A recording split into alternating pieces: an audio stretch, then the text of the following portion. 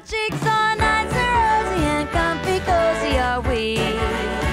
Come on, it's lovely weather for This sad excuse for a Christmas special starting to seem to me more like a Christmas, as in what a mess.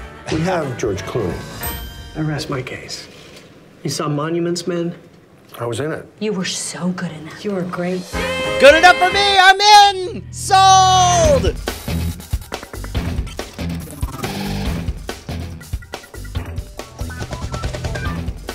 Hey, you. Let me invite you into our podcast, Cordkillers. What we do here is report the intel from the front lines of the cord-cutting revolution so that you, my friend, can watch the stuff you love when you want, where you want, on whatever damn device you want.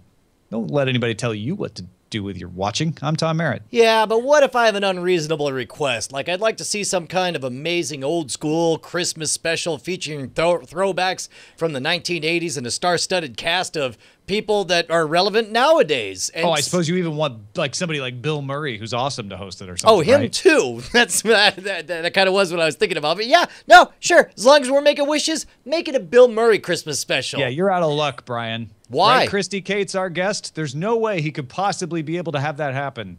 Or There's no possible way he could do that, even though he was Scrooged before, so he obviously has a Christmas spirit. Yeah. Maybe he did. I guess we're out of luck. What you mean to say is there's no way he could do it again, and yet he will. When does this thing come out? December 4th, we get a very Murray Christmas, which is basically a good old-fashioned 60s Christmas special, but hosted by living people. And also, postmodern self-aware people as well. It's fun to see a fully clothed Miley Cyrus among other special guest stars. I actually think of them more as post-structuralist in a Levi-Strauss sort of way. Yeah, all right. Yeah, checkmate. You win. Those are words I don't know, sir. You win having taken a grad school class once, Tom. No, Christy Cates, it's great to have you, musician and music writer, joining us again. We always love having Christy on, especially when she still hasn't quite passed me up in the movie draft, but she probably will next week. Is that the new rule? We're going to have anyone on who you could shake your fist at as they pass you in the movie draft? Totally. How's it going, Christy? It's going well, thank you. And hey, that Christmas special too. I was reading about it before we went on, and I noticed Thomas Mars, who's married to Sofia Coppola, who's directing the whole thing, his band Phoenix and Bill Murray recorded a single that you can be able to download on December 4th. It's called Alone on Christmas Day. Oh, that's wonderful. Bill Murray and Phoenix recorded a Christmas song. Yeah, I thought that was pretty cool. Put that on the list of things that happened along with our primary targets.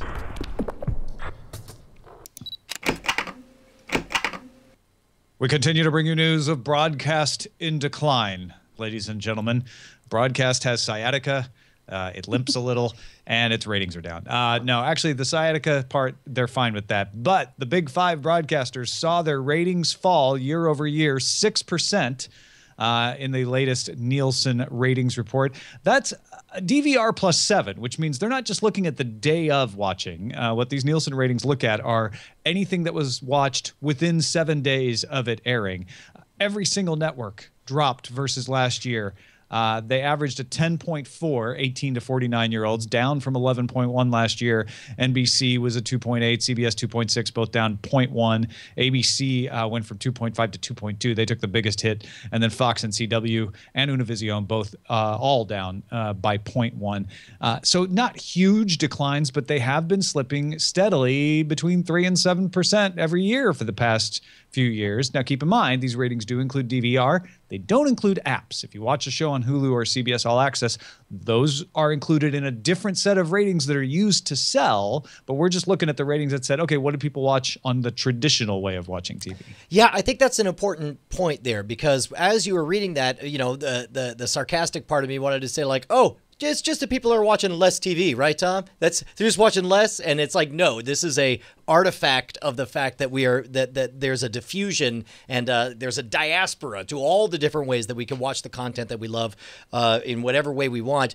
Although you brought up an interesting point when we spoke on the phone earlier, what should this be attributed? Should it be attributed just to the fact that people are watching on Hulu, Netflix, Amazon Prime? Or should it be attributed to the fact that they're buying their content instead of watching it on broadcast? Or is it the fact that they're finally bumping up against the competition for eyeballs up against video games and all the different ways that we consume media? And to me, for what, a solid 20 years, most of my lifetime, the one story that has been banging like a gong over and over and over again is how Americans seem to have an insatiable appetite for more screen time. The amount of television watched was going up and up and up over time. Then when video games were added, television didn't go down, just video games were added to it. Then when second screens came in, our portable mobile devices, even then it's like, well, that's on top of it. To me, it's almost maybe a glimmer of hope for humanity that we have reached a saturation point of amount of screens we're willing to shove our eyeballs at, and finally we're culling the bottom of the herd. We're saying, yeah, I'm going to cut something because I can't take any more screen time. I want to look at an actual face. What do you say, Christy? Is this the beginning of the apocalypse, or is this the beginning of our redemption?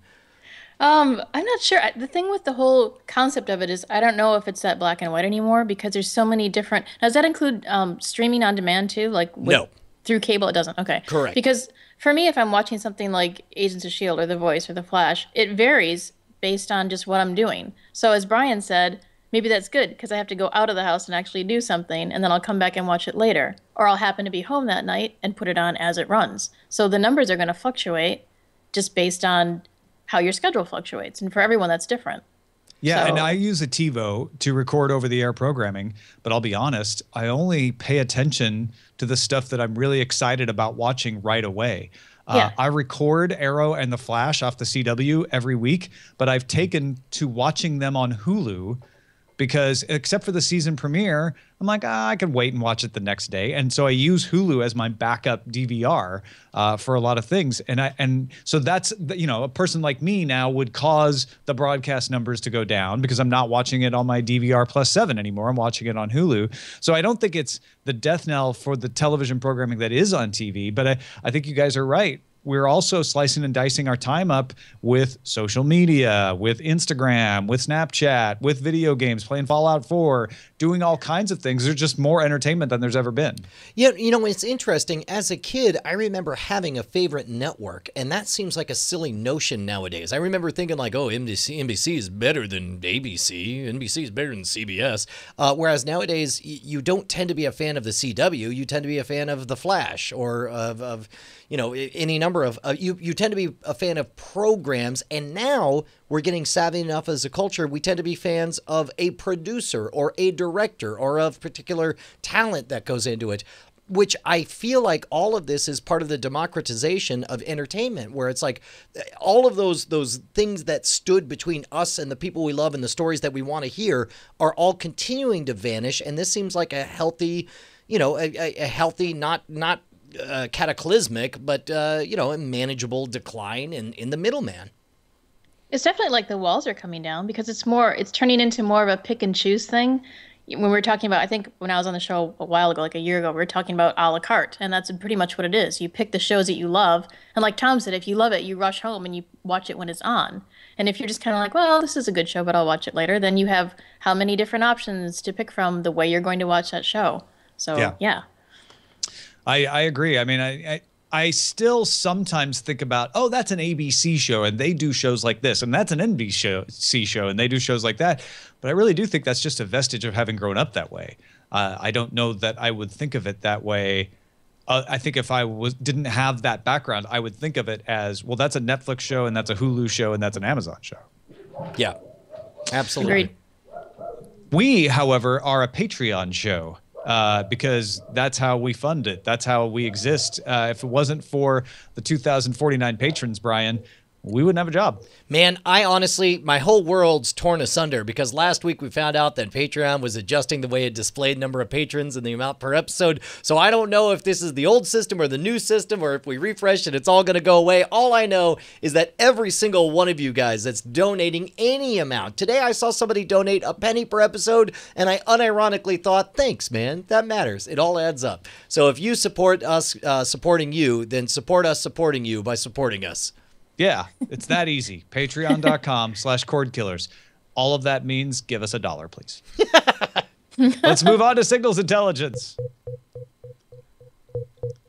I mean, it's $1. You've got $1. Do you have $6 though? $5.99 a month to be exact for another streaming service, Univision. Now, lets you stream live programming from Univision and Unimas. You can also get some of the primetime shows on demand for 7 days after they air, and you can get the entire 72-hour lineup of the full channel for the previous 3 days. If you're in New York, Los Angeles, or Houston, you can also watch your local news there. There are some exceptions. There's certain movies that they don't have the rights to. Significantly, though, they did get the rights to sports. So if you're watching Mexican League Soccer, for instance, you'll be able to watch that on this app. And they are definitely targeting this at broadcast users. They say that if you've got cable, this really doesn't make sense for you because it's not giving you anything beyond what you would get on your cable subscription. But they are saying we have so many people who watch us on over the air that we want to provide a way for them to get us, maybe if they're over the air isn't that reliable, et cetera, et cetera.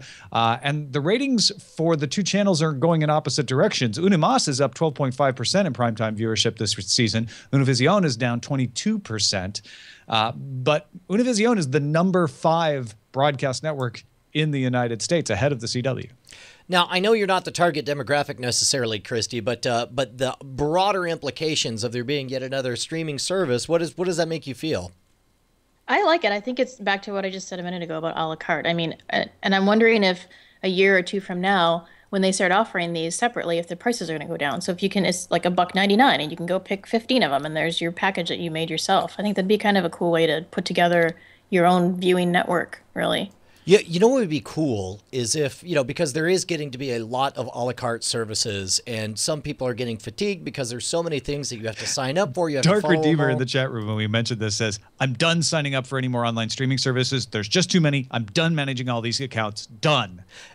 Yeah, to which I say, yeah, wouldn't it be great if there was some kind of all-you-can-eat model where one company was able to work with all of these people and figure out some way to split up the pie, maybe divvy it up. Bundle it all together. Yeah, and maybe they could even figure out a way to get the channels to pay them for access to this all-you-can-eat, like just one giant dumb pipe that gives you hundreds of channels, so you pay one fee, and you don't have to worry about all, you just get everything. No, Brian, no. No, it does sound appealing, and I wonder, in all seriousness, if there, like, what's the pendulum swing back, right? Because at some point there are going to be too many of these things. They're not going to be priced well enough that people are willing to subscribe to enough of them. I think we have room for some channel shakeout from the old model where channels were kind of supported by other channels, and that's good.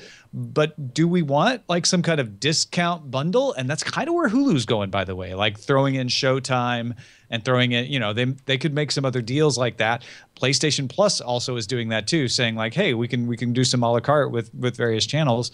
So I wonder if maybe that's the future of Hulu, is becoming the new style cable where it's less restrictive but still can keep things all together in one place for you. That's a really good point. And I think that Hulu is uniquely positioned to take advantage of this. Now, this is one of those cases where Hulu is, a comfortable 3rd or 4th place right now in the online networks. However, they are number 1 positioned when it comes to being the one solution to fit them all. They can work out a deal and rope in CBS. They can, and we got letters suggesting that this week. We'll talk about later. I don't know that Amazon or Netflix has a prayer to try to pull becoming a virtual cable network the way Hulu does or the way Sling TV does. I think both of them could possibly make some magic happen. But then you have Cablevision saying, well, we'll let you subscribe to Netflix and Hulu through us, and then it's all on one bill. So maybe that's a baby step towards, again, a new style system that still lets you add and remove things more easily than you can with current cable. Christy, would you trust that if your ISP said, hey, pay for these things through us, you'll get a little bit of a discount and it'll be easier to manage? What I was just wondering is if someone completely different is going to kind of come out of the woodwork and start a brand new company, because you conceptually could do that. You could try to strike deals with all of these companies and say you're going to offer it, and you can offer a screen with checkboxes, and you go through and you check all the things you want to subscribe to, and they add it up for you, and you do it that way as opposed to somebody existing already. I wonder if something new is going to come around the corner and start that up, because it's kind of a whole new thing, a whole new world. I've seen a few services that do a similar thing, where they basically say, all the TV without a cable subscription, pay us this much. And then the fine print is like, you're paying them for things that otherwise would be free, and then you also have to pay for a Netflix account additionally. And so they're verging on being kind of shady situations where you're paying for something that's not really worth paying for. But maybe the next step is somebody legit saying, oh no, we're going to be upfront about it, but we're just going to make it easier. So before we wrap up, real quick, make up a number in your mind what you would pay for all the parts we like about cable, including access to everything, verification for all of the online services so that you're able to go in and just enter one password and so on and get verified through in there. With none of the things that we don't like, no cable box, no slow kludgy channel flipping interface, no having to memorize channel numbers or any of that. Okay, but there's two services already like that. PlayStation Plus or PlayStation View, which is $50 a month base level, you can pay more, and Sling TV, which is $20 for the base level, you can pay more. But I don't want those. I want an even farther down system that says, hey, we're going to give you a really easy dashboard to add and subtract bits, and we're going to bill it all under one thing. You'll get a discount because you're going through us. And let's say, if you've got $50 worth of subscriptions, that's 5 different channels, and you can swap them out. You don't have to subscribe and resubscribe, and you can authenticate with one thing. I'd pay about $10 a month just for that service, and then pay for the other services on top of that. Yeah, I honestly don't think Sling TV or View is comparable insofar as they're just so limited. They don't have the full range of channels. And in my mind, if it's a PlayStation View has all the channels now. All of them, all the ESPN and the sport. Okay, well then I stand corrected. Remember we talked about them signing on ABC. Now they haven't showed up on the actual service yet, but they have a deal with ABC now. We talk about a lot of services, Tom. I mean, I got to tell you, if depending on the ease of use of the interface, I'd pay upwards of $40 just to whatever else happens. I got that media consumption thing figured out. It's all done. Christy, what about you? I'm kind of in the middle. I'm thinking like 15 for the service, depending on how many you have to tack on. Maybe the fee for them consolidating everything would be contingent on how many you get. Like if you get 10, it's 15. If you get 20, they have to organize, you pay 20, something like that. I think that sounds pretty fair. Interesting. Yeah. Yeah, you definitely get a better deal paying $50 for, 60 channels or whatever. Than you would paying $5 or $6 a piece. At the same time, you're getting a bunch of channels that you don't watch, so you're not really paying for them. Like the fees that are negotiated between the service providers and the channels understand that not every person is watching every channel, and the $6 you're paying for a service like Univision is assuming like every person who pays watches this channel, otherwise they wouldn't pay for it. So there's got to be something. I find myself making the perverse argument where it's like you could almost convince me. Let's say instead of an $80 cable bill, you told me that it's $40 for cable for the 20 channels you watch, and then for only a nickel a piece, you buy the option to tune into any of the 200, 300 other channels that you don't watch, but you like you do in the stock market, like you do in Vegas, you buy the option should you choose to exercise it. Oh, that's kind of cool. Like, let's say here in the service that I was imagining, you pay $10 a month base, and then you pay the Netflix fee, the Hulu fee, the CBS All Access fee, the ABC fee, whatever. And then because you're paying a $10 base, you can pick one channel at any time during the month to just watch without having to previously have signed up for it. Yeah. That's kind of cool. Or if you buy actual cable, you could pay for that same thing with the option of watching any one channel at a time. Anytime you want. You can flip it anytime you want. Yeah. Well, that's the thing, right? We know the old cable model didn't work for us, or we wouldn't all be moving towards this one that gives us more control. But then we also know there was a thing about that old model that we kind of liked, and is there a way to split the difference? So yeah, no, I am definitely feeling subscription fatigue, and I think all that means is that everybody who is an early mover in this regard, and I think CBS may be the real winner and the real genius in this, and that they're among the last of the people getting in while subscriptions are still falling from the sky before everyone starts to roll their eyes and say, not another one. Yeah, they do need to improve that app, though, for sure. Let's gear up, shall we? Indeed, we shall. And if you can't watch any of these streaming services we're talking about, if you don't have gear, I was just mentioning one of the pieces of gear I use is a TiVo, and TiVo's CEO Tom Rogers will step down after 11 years in office, starting in January. He will turn over the job to someone else. He'll stay on with TiVo as a non-executive chairman. The search for a new CEO begins immediately. They Chet Kanogia I know he's doing some startup stuff, but he might, talk to him. Company lost a third of its stock value over the last year, which may be part of the reason he's stepping aside. They do have a lot of patent money coming in. They've settled with Verizon, Google, Cisco, Time Warner Cable, and AT&T, and they've got Samsung in their sights next. So there's a little bit of a nest egg, as The Verge calls it, being built up. But if you could, both of you guys, say to a new TiVo CEO, like, okay, TiVo was great, then it had a lot of rough years, and now they've been trying to get back into this cord cutter game. What would you tell them to do? Man, if I was honestly sitting around talking guy to guy with the new CEO, I'd say the one thing that TiVo has is the patents and that stuff. I mean, I would say, to be honest, like right now, to me, and I apologize, TiVo, I love you. I was an early adopter in the late 90s, but right now, they're pretty much an also-ran set-top box device company. I really don't see them doing much. I say fold everything in, build technologies, become like the Bell Labs of DVRs, and just license your technologies out to everyone. Christy, what would you say? I don't know. I've never used TiVo. I did have like a DVR service with a prior cable system. What is it about TiVo that you like? What are the features about it that you think make it stand out? In many ways, TiVo, it was so far ahead of the curve. 20 years ago, I had to explain to people why they would want a DVR and what a DVR was. 20 years ago, TiVo was doing things like analyzing your viewing habits, figuring out who your favorite actors were, even if you didn't know who they were. It would figure out like, oh, you pretty much love anything Jack Black's in. And then it would figure out like, oh, Jack Black is going to guest on The Tonight Show, or he's hosting Saturday Night Live, and it would automatically record these things and serve them up to you. I still don't feel like we've really gotten back to that experience in an age when it should be easier than ever. I would like to see TiVo do back what it did extraordinarily well, instead of trying to be everything to everyone, which is just killing me. You watch it try to hit the high end and the low end, and even though it's got well-reviewed devices, it's just not very TiVo, or what I remember from TiVo. I am the only TiVo user among us here. And I would have to say that I still think TiVo has got it. I don't think they've lost anything. They started marketing themselves to the wrong people. They bet on a horse that was about to finish its race instead of a horse that was starting to race.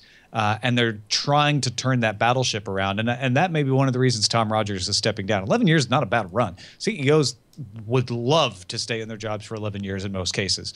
And he may be saying, hey, you know what? I did the let's play with cable companies for a long time. That's not the future of this company anymore. I need to step aside and let someone else do this.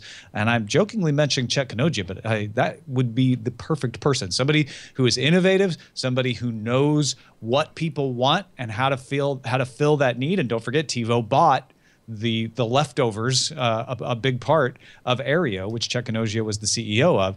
But whether it's him or somebody else, I would say to them, you need to compete or buy Roku, Fire TV, Apple TV. Maybe they could buy Roku. I kind of doubt it. But they need to be that box plus TiVo. If you come to me and say, hey, the new Roku box is now everything you love about Roku, plus the ability to record live TV in the TiVo interface, I'm golden. I buy that. Then all of a sudden it's the end all be all. It's the ultimate magic box. Yeah. And TiVo's been trying to do that. The problem is they're not good at it. They're really good at the over-the-air stuff. They're really good at the suggested viewings. I'm actually quite surprised with just over-the-air how often they're able to find something like The Walking Dead shows up in my suggested. I'm like, hey, how'd you know? I do like that. I'm not going to watch old episodes, but yeah, I do like that. But then when you go to Hulu, when you go to Amazon, when you go to Netflix, the experience varies very much. And they're doing a lot of the right things, like the new One Pass that combines your over-the-air recordings with the things that are available on Hulu and Netflix into one view. That's brilliant. They just need those apps to work better. Yeah, fair enough. Well, regardless, we wish you the best, TiVo. You are a venerable originator of the cord-cutting movement. Now, next week, we talked about maybe doing it this week, but we want to give these boxes another week of testing.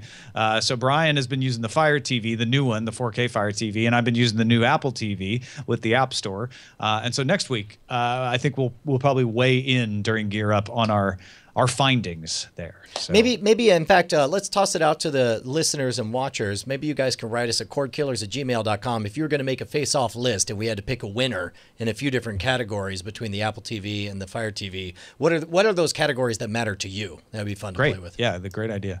Meanwhile, here in the United States anyway, it's coming up on one of our biggest holidays of the year, Black Friday. Yeah, I think there's something before it, but that's the only one anyone cares about. Yeah, I the think countdown to the holiday season extravaganza, that moment when capitalists across the world don their monocles and begin laughing maniacally. And of course, I don't know about you, Tom, but I'm no different. Run a little shop called scamstuff.com, and we are already super fired up about Black Friday. In fact, I'm going to leak now.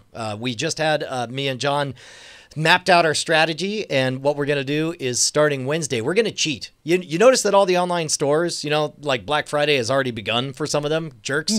Yeah, It's a nice DTNS mug, Tom. Oh, thanks. We're going to start starting Wednesday through Cyber Monday. We're going to have every single item on the store on sale, and we're going to have a new crazy bundle that's the lowest price of the entire year at scamstuff.com. I'm gonna let you know right now. We released a new item last week called the Rogues Tavern, and if you're thinking about buying it, hold off, because that's going to be Monday's first discounted item.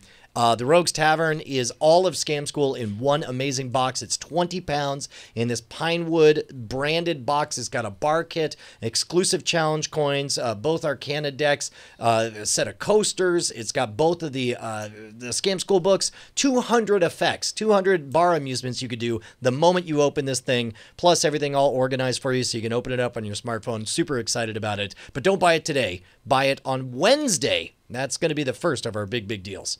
Excellent. And remember, we tell you about these things like when we tell you about my books or Brian's store, because these are the other things we do to support ourselves. So hopefully you're getting something out of that. Let's move on to the front lines. Front lines.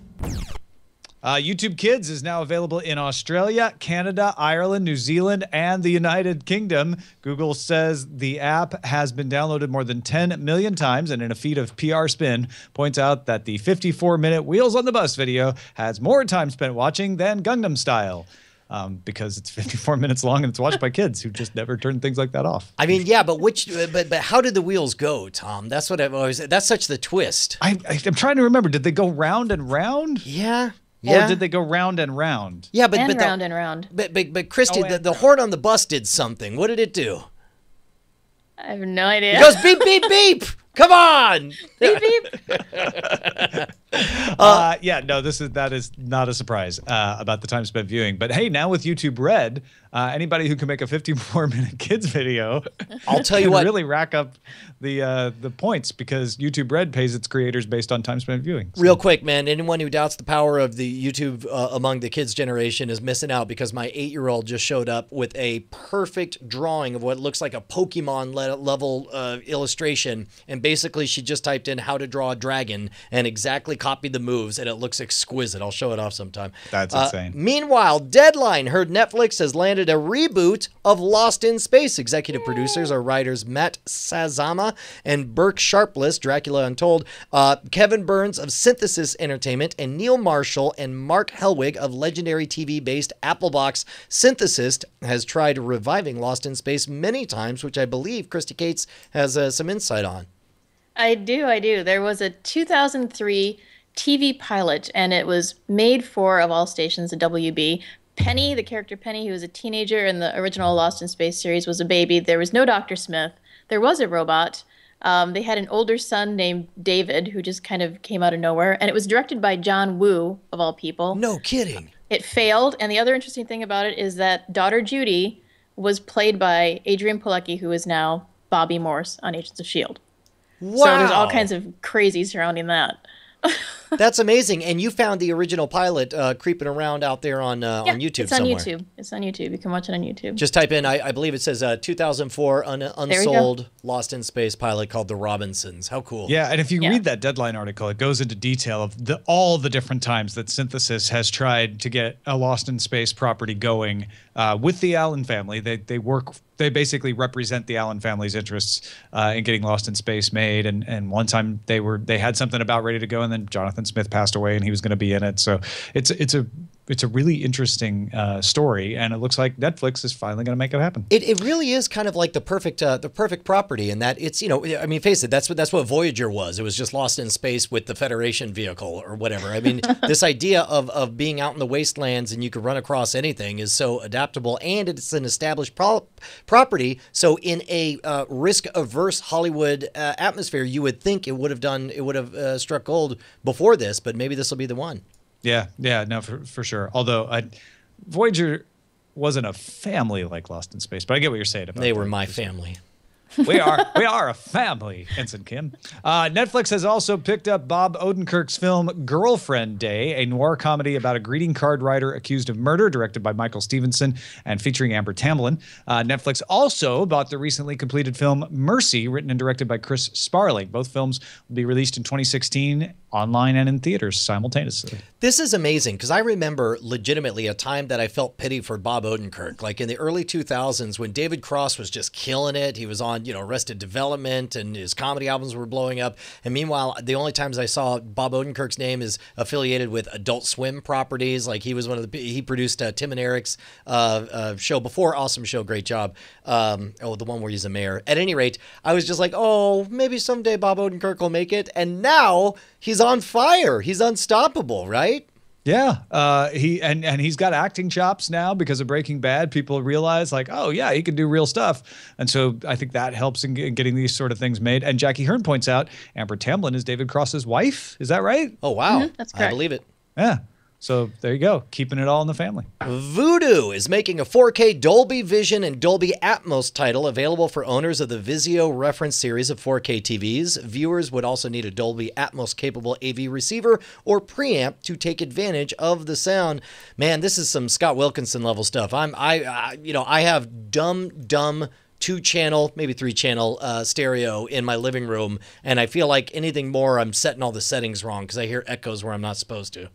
Yeah, and if you read this article, it definitely shines light on the fact that, well, some things are 4K but not HDR, and some things are 4K but they'll only play on Vizio and they won't play on the LG 4K TVs. We're still on that that part of the development of 4K, but it's another example of the over-the-top services, the cord-cutting services like Vudu that are really seem to be spearheading the 4K content movement this time around. Yep. LG is adding Google Play Movies and TV to its lineup of smart TVs. It's the first smart TV platform that doesn't use Android TV to offer Google Play, coming to 104 countries, starting with the US, UK, Canada, and Australia over the next 2 weeks. Is that a significant advantage that it doesn't use the Android operating system? Do you think that makes it any... No, it's just what's significant about it is that LG uses WebOS. Remember the Palm? Oh, geez. Yeah, they used WebOS in their televisions, and so this is Google being able to strike a deal to get on a platform that they don't control. Interesting. According to a survey by RBC Capital Markets, 51% of U.S. internet users say they have used Netflix to watch a movie or TV show in the last 12 months. YouTube was second, followed by Amazon, Hulu, and HBO Go. If you told me that today, I would call you a liar. And yet they did. And yet, apparently, the numbers don't lie. That's amazing to me. YouTube use outgunned by Netflix. Why do you think that is? I have no idea. I mean, did you watch anything in the last 12 months? And I think it's just because more demographics watch Netflix, right? You've got the people who are watching. What's the Will and Grace? No, not Will and Grace. Frankie and Johnny. Frankie and Lily Tomlin show. Frankie and Grace? No.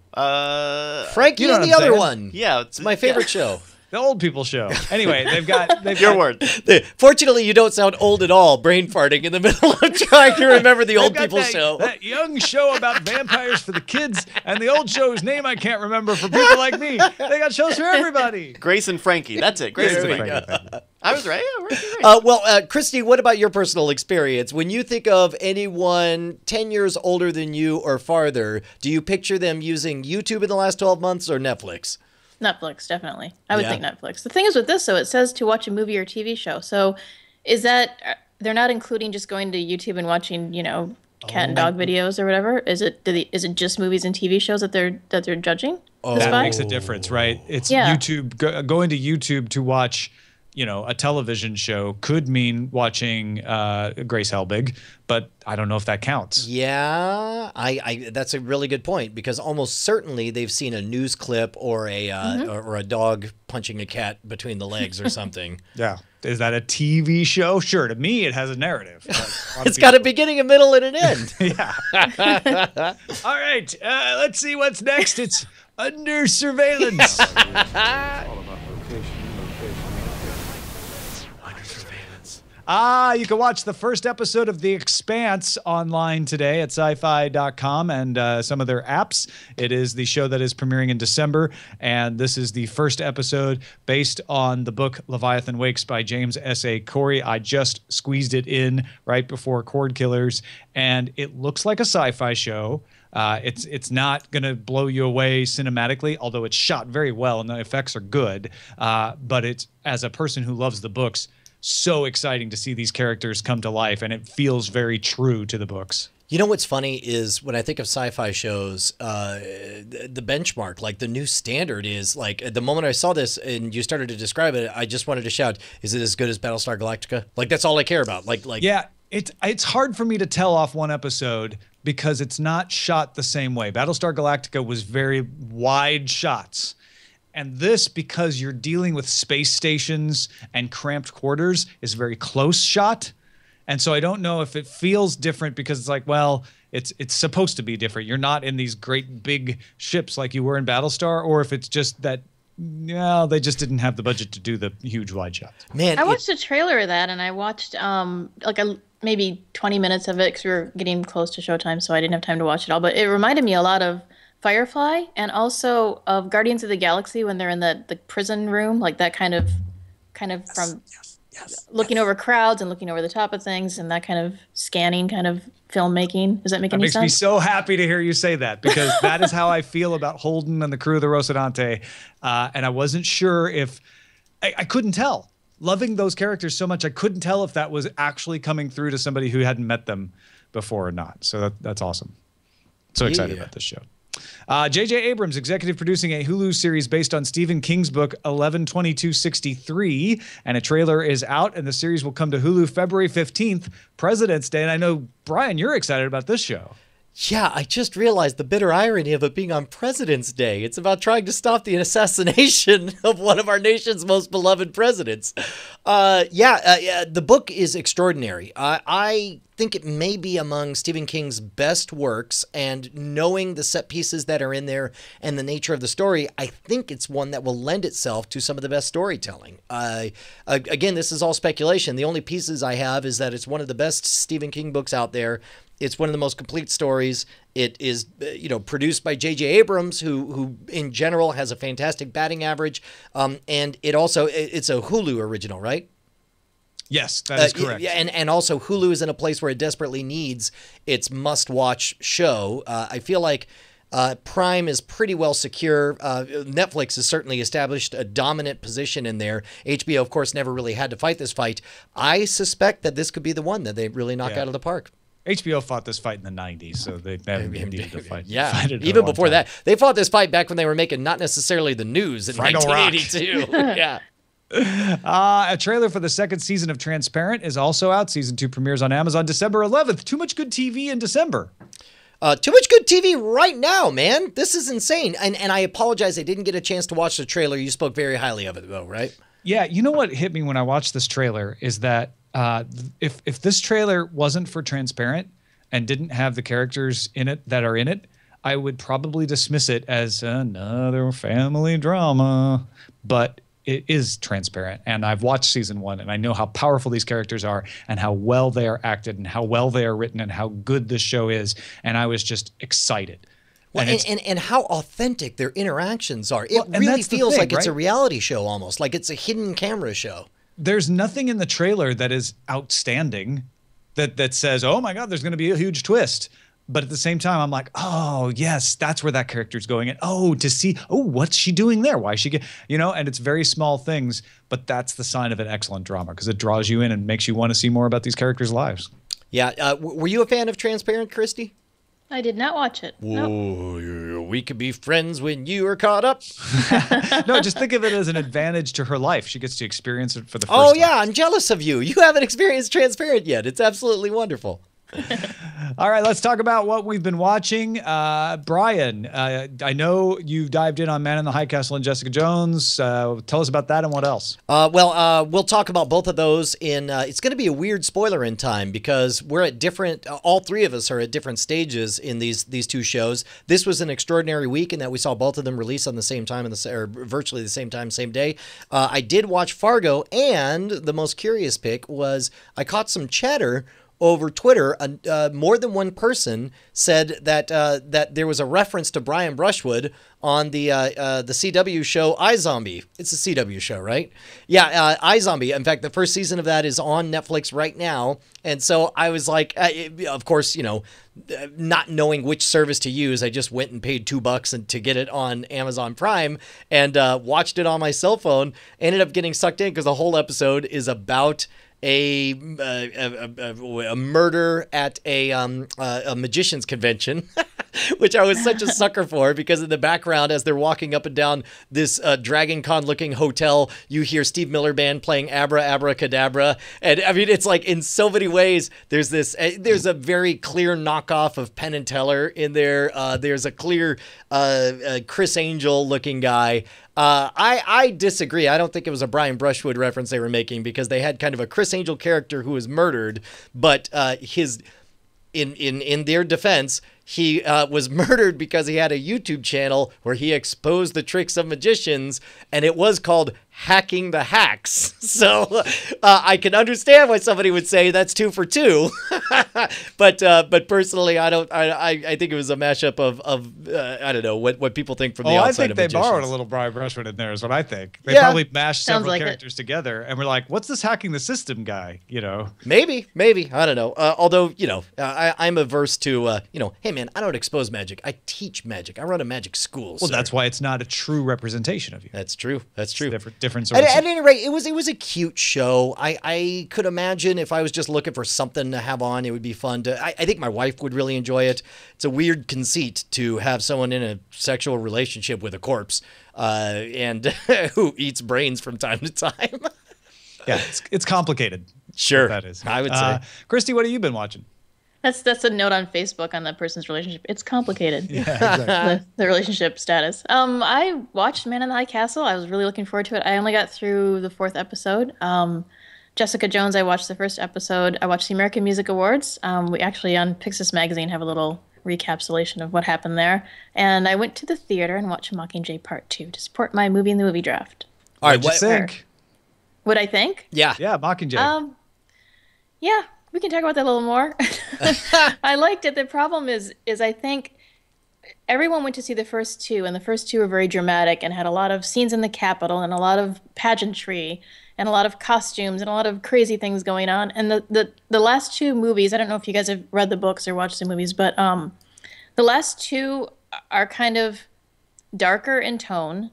They're more serious in tone. And I almost feel like people aren't that interested in the last 2 because they're not as dramatic and flamboyant as the first 2, which is weird because it parallels the book itself, where the Capitol is like flamboyant and has all the color and things going on, and then over here are all these dreary people living on the perimeter, with all their problems, and it's almost like people aren't going to see the next set of movies as much because they aren't as colorful as the first 2. But I thought it was good. I mean, they do well transporting the books into the movies.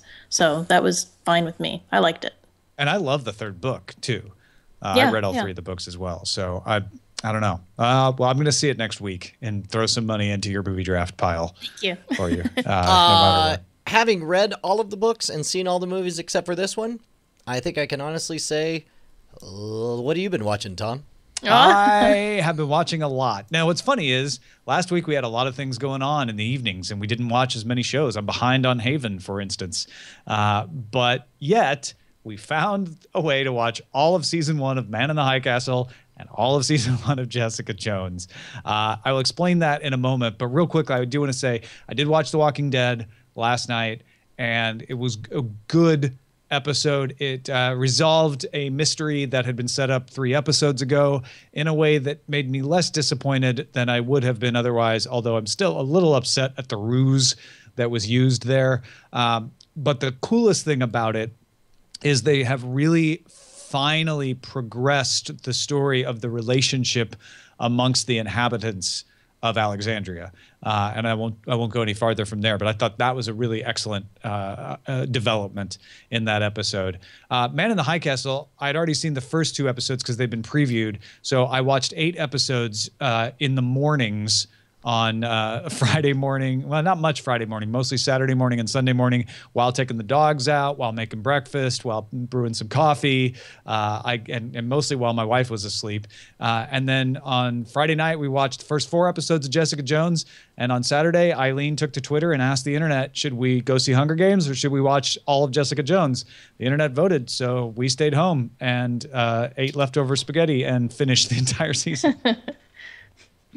So that's what's up with that. Speaking of Jessica Jones, Bryce, you've been on the lookout for it. That's right. First off, obviously the update is that Man in the High Castle is up because that was on the lookout about a few weeks ago. But I thought Jessica Jones is very much an obvious pick for On the Lookout, but I do want to give a little bit of a pitch for it, other than just the basic. Because when all the promotional material was coming out, I don't know Jessica Jones as a hero. So when I see the Marvel tag, I think, oh well, I don't know who the superhero is. I haven't heard anything about it. I see all this material, but I think the biggest selling point for me is that this is not a superhero TV show, right? Like even less so than Daredevil, I would say, where Daredevil has a very special power. He has his sort of echolocation blind thing going on. Jessica Jones is just like a smart, badass, very in trope noir detective. I mean, she literally is the first 20 minutes of the first episode are ripped out of any classic noir tale. The drunk PI who has a background, the scared family, the lot of really great calls there. The other thing is that comparing it to Daredevil, which wasn't exactly for me, it has a lot less action. I mean, there's still a lot of fights and beat 'em ups and all, but I think in the first 4 episodes that I saw, it's not about brawling and fighting and beating your way up through the long arc problems. A lot of it is very cerebral, and it has a lot of thriller elements, as well as some really interesting supernatural elements going on with the big bad for the season. So I think if Daredevil sort of wasn't your flavor, I think you should give Jessica Jones a try, because it really is. I haven't seen all the Marvel stuff, but it feels so far disconnected from being a superhero property that I actually really like it. So we'll talk more about our impressions of it on Spoiler in Time as well. But yeah, I think that's a good summary. Let's get to some dispatches from the front.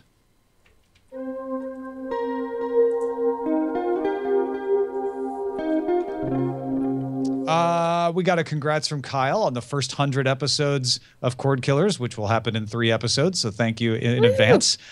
He said Pluto has an Android app, and that's how he has enjoyed using it so far. Although he's a little confused why there seem to be more channels on Android than there are on the Roku. He's like, I understand why a desktop website will sometimes have different restrictions than an app, but usually you don't have different restrictions between a TV app and a mobile app, but apparently they do in this particular case. He said, yesterday I noticed how much Netflix really has a user experience nailed, and Amazon is still far behind them in that regard. I got an email from Netflix telling me about Jessica Jones, giving me a link to add it to my list. Then when I sat down to watch TV, I seem to always start with Netflix to see what's on, and right there on the first screen was Jessica Jones. How could I not click it? When I clicked over to Amazon on my Roku 3, I think I had to scroll around a bit to find Man in the High Castle. Good golly, is the Amazon interface on the Roku painful, he says. I don't find it as desperate as he says, but I do think that Netflix often has the edge in apps. Well, and keep in mind, I watch almost all of my content from desktop PCs throughout the house because we have the studio up here, we have my office downstairs. Both of them have 37-inch HD displays. It's problematic to watch content in the living room because the whole house hears it, so I tend to watch in those two places.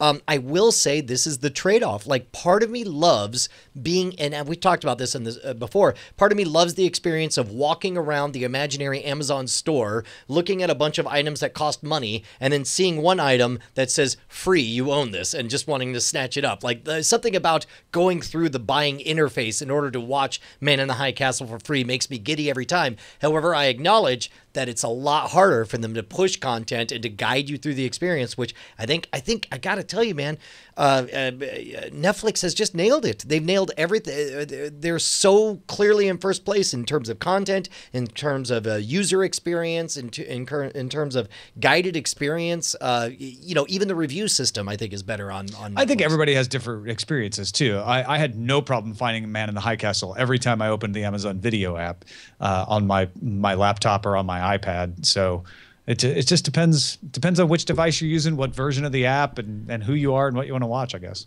So you remember last week we were talking about the possibility of content on USB drives. Jeff says, hello, Tom and Brian. I could totally see Walmart selling a USB media player to the under-tech educated patrons out there. Wow, been on the internet too long, called them patrons. Patrons out there. But there's already a very popular set-top box with a USB port, Roku. Although I don't understand why Roku has a micro SD slot because it's not available for media storage. Anyway, I use a network-attached storage device connected to my Roku for local media storage. Secondly, how can I watch Star Wars Rebels? I have Netflix and Amazon Prime, but it isn't available for streaming. I've searched them, but I've not been able to view Star Wars Rebels without paying. Is this something I need to go to Hulu for or somewhere else? Any thoughts on a complimentary podcast for someone who's truly never watched Star Wars? I'm thinking of taking my daughter through the experience when she's older. Until then, I'm shielding her from that ecosystem. In reverse order, first off, yes, you should watch the amazing podcast Pretend I'm Dumb About Star Wars by Tom Merritt, in which he watches the Star Wars movies in order, pretending he has no ideas what they are. Star Wars Rebels, I know you should be able to get them on Sling TV. I just ended up spending the $20 on Amazon. You get them on Sling TV. It's not that hard. Can't be bothered. I don't know can't what confused you it's the time you looked for them. Easier for me to crumple up a $20 bill every week. I watch them every week. Well, okay, but like if you start now, can you go back from episode 1? You can actually go back and watch all of season 1 too. Okay. Do that on Sling TV, or be like Brian and take a $20 bill and throw it at the screen and say, just make it appear. The kids are crying. Bring me the Star Wars. For one, especially when the kids are crying. But two is like, they're just there on your whatever device you paid for them. Although I will say it's delightful having no ads and having everything arranged. And I'm kind of getting into the idea of having a library of this stuff again, because like you get to rewatch them anytime you want. Correct. Well, especially I know I've got 3 generations of kids coming up. It's like Penny's watching them now, Josie will be next, and then Callie. Totally. So Cress finally convinced his wife to cut the cord, and then they moved, and the only viable option was Comcast, and they did the whole thing where they offered him the cheap cable TV, and he's like, I decided to try it out. Haven't gotten time to watch sports yet, so that jury's still out. But as far as kids programming, we are horrified. What are these things called? Commercials? How on earth am I supposed to teach my 3-year-old to fast forward through them? 8-year-old doesn't really get it either. What the heck are they trying to sell my kids now? Why is my kid screaming at me when I just wanted to get a break and let him watch one of his favorite shows? Back to Netflix and Amazon for us. Truly, we never left, but this has been the perfect bake-off for us to compare with a somewhat fresh perspective, and cable TV will need to do much more if they think they're going to be competitive. I imagine I will soon be one of those numbers of consumers who is a new cable subscriber, and I'll probably continue to pay for the cheap cable because of the bundle Comcast will offer me when I cancel my TV service, or maybe I'll just pay more every month to spite them. Take your TV service and stick it in an old CRT monitor somewhere in the desert. Someone there will love it. he says. I got to tell you, my kids did not mind joining the worlds of commercials. They got really excited about it, and all of a sudden they started asking me about products and services, and I was like, how'd you hear of Bunchums? What are those? I'm sure they won't end up tangled in that your has hair. led to fame and fortune for you, my friend. Yeah, by the way, full disclosure, tomorrow the folks from Good Morning America will be in our house, which is amazing. Yeah, let's do that. Oh, one more note we got from Belinda. She says, this cracked me up. It was at the end of the credits on this week's Big Bang Theory. Thank you very much, Belinda from Hackett, Arkansas. It's, I guess, at the end of the title card or the vanity card they do at the end of the Big Bang Theory, says Chuck Lorre Productions. And this one says, RIP Network Television. CBS recently announced that it was bringing back the series Star Trek, but not from the CBS network, for a streaming video on demand system called CBS All Access. In lieu of flowers, CBS has requested that mourners send them $6 a month. That's hilarious. I think that's a bit optimistic, but still, that's great that it clearly shows how much genuine geek enthusiasm there is for this. Yeah, absolutely. Well, that is it for this episode of Cordkillers. Christy Cates, thank you so much. It's always such a pleasure having you around. Thank you. It's always a pleasure to hang out with you guys, for sure. ChristyCates.com, 2 Ks, one in Christy, Yes. one in Cates. Go there. She's got a brand new design. The website looks better than ever. Thank you. Yeah, fantastic stuff. Thanks, Anything guys. to let folks know about before we let you go? Yeah, just we were doing a show called Monday Music News. It kind of crashed and burned because that's what my computer did. I got some help from actually some chat realm people, so thank you guys so much, and we're going to be bringing that back in the new year. Pixis Magazine has my music writing on it. ChristyCates.com will send you to YouTube and Twitter for my own music and all kinds of fun stuff. So stop by and say hi. Go check it out, folks. Our website is cordkillers.com. Our email address is cordkillers@gmail.com, and we're live on diamondclub.tv Mondays at 7 p.m. Eastern, 4 p.m. Pacific. We will see you in your cords. Sounds weird. Hey guys, Tom and Brian here. We just wanted to say thank you to all of our $5 patrons who keep us loud, live, and independent. You guys make Cordkillers the production that it is.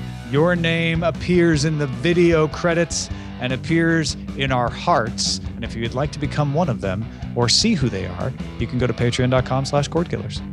You'll need to do more than just go there, though. You'll have to sign up and, pledge an amount. But Unless you just want to see who they are. Well, I mean, you could gawk. That's a little creepy, isn't it? If you want to be a gawker, Let's go. it's up to you. Diamond Club hopes you have enjoyed this program.